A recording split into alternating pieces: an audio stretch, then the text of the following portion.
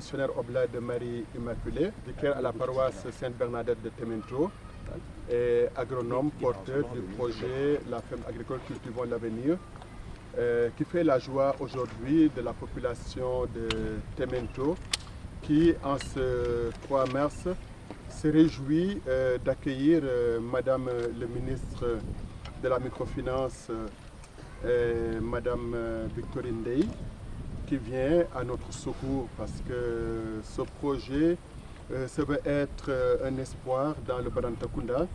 Il consiste en une ferme agricole de 34 hectares pour réconcilier la jeunesse avec l'agriculture, pour répondre aux besoins du milieu. Parce que tout le monde sait que le Barantakunda fait partie des meilleures terres du Sénégal et on a aussi parmi les meilleures pluviométries du Sénégal. Donc malheureusement, la région de Sédhiou fait partie des régions les plus pauvres du Sénégal. Ça veut dire que nous sommes des pauvres assis sur de la richesse. Alors ce projet veut mettre en valeur ce potentiel de la localité, l'agriculture et aussi la chaîne de valeur des produits locaux. Donc le projet est en 2 phases. La première phase qui est l'exploitation d'une ferme de 34 hectares, qu'on a commencé la mise en valeur, où les jeunes sont privilégiés dans ce domaine-là. La deuxième phase du projet est la transformation des fruits, légumes et viandes, qui est l'objet de notre rencontre aujourd'hui. Et là, les femmes sont privilégiées et surtout les filles mères. On a beaucoup de filles mères dans la localité et pour leur offrir une seconde chance, une unité de transformation leur permettrait de gagner dignement leur vie. Parce que, en fait, la gloire de Dieu, c'est l'homme debout. Et au missionnaire oblate de Marie Immaculée, il n'y a rien qui concerne la vie de l'humain qui nous est étranger. Donc on s'implique non seulement dans la pastorale, mais aussi au développement social. Et c'est pourquoi les missionnaires oblates de Marie Immaculée m'ont libéré de l'enseignement de la théologie pour aller faire une formation en agronomie à l'Université Laval au Québec. Depuis 3 ans, je suis de retour et je suis établi ici à Temento, justement pour porter ce projet de l'avant. Donc c'est un projet qui porte beaucoup d'espoir. Nous avons déjà commencé.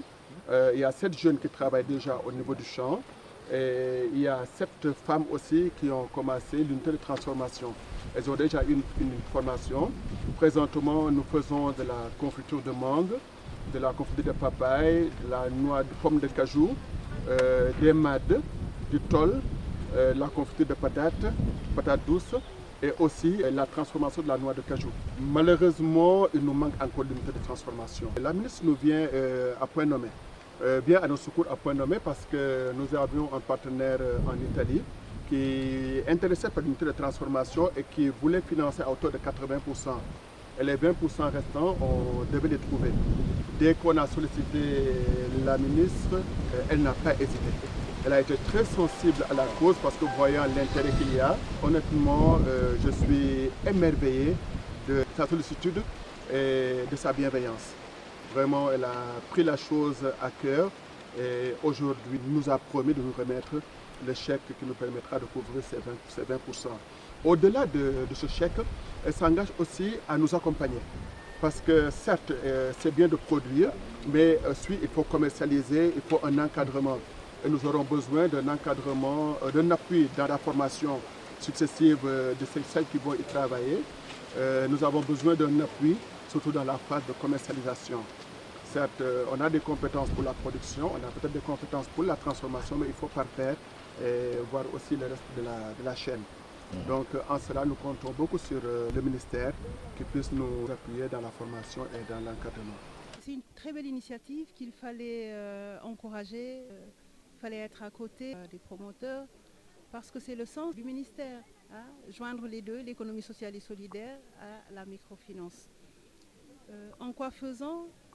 En accompagnant à l'installation de cette unité de production qui vient compléter toute cette approche chaîne de valeur, puisqu'une affectation foncière de 34 hectares, 15 déjà emblavés, et cette unité viendra accompagner cette initiative de transformation et permettre aux promoteurs d'avoir, comme il dit, un FRA définitif. Puisqu'il l'a déjà, mais il n'y avait pas le dispositif qui permette de faire la transformation dans les meilleures conditions. Et nous sommes très à l'aise de pouvoir le faire puisque À travers cet investissement-là, nous savons que nous contribuons au développement de la zone puisque nous sommes à Témento dans une zone qui regorge de potentialités.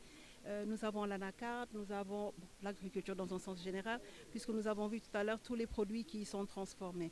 Mais aussi saluer cette initiative, c'est le concours des collectivités territoriales, monsieur le maire qui est ici, c'est le concours de l'initiative privée. C'est le concours aussi de l'administration territoriale. Donc tout le monde concourt vraiment à accompagner ces initiatives-là. Il ne faudra certainement pas s'arrêter sur un cas. C'est un modèle qu'il faudra dupliquer et aller vers les unités déjà qui existent, voir comment les accompagner, comment vraiment les tirer au mieux pour atteindre les objectifs. Mais cela n'est pas nouveau. Nous ne faisons que traduire en acte la vision de son Excellence le Président de la République qui a misé sur le développement des terroirs, qui a misé sur la capacitation des acteurs de l'économie réelle à travers tous les instruments mis à la disposition des Sénégalais, que ce soit le 3FPT, que ce soit le FONGIP, que ce soit la DER, que ce soit tous les autres instruments, mais aussi avec la PSFD, qui aujourd'hui nous accompagne, qui accompagne l'État, et c'est son rôle. C'est le rôle de l'association professionnelle des SFD d'accompagner l'État dans les différentes orientations.